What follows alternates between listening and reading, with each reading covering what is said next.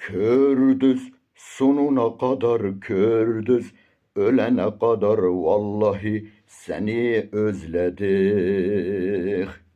Kördüz sonuna kadar kördüz, ölene kadar Ahmet Kaya'yı özledik.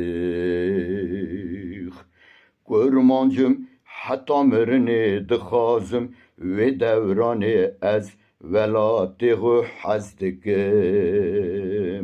Naxazım ve zulmü dixazım tüm barışı velatı tüm hazdikim.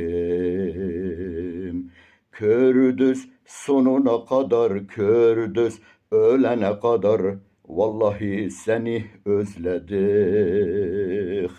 Kördüz sonuna kadar kördüz, ölene kadar Ahmet Kaya'yı sevdik.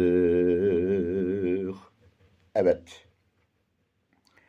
Kürdüz sonuna kadar isteriz her zaman bu barışı, bu zulüm kalksın aramızda. Hem tüm barışı hazdikin hevalnu. Ahmet Kaya buradan mekanı cennet olsun. Tüm ailesine ve sevenlerine bunu okudum. O onlara herkese gelsin.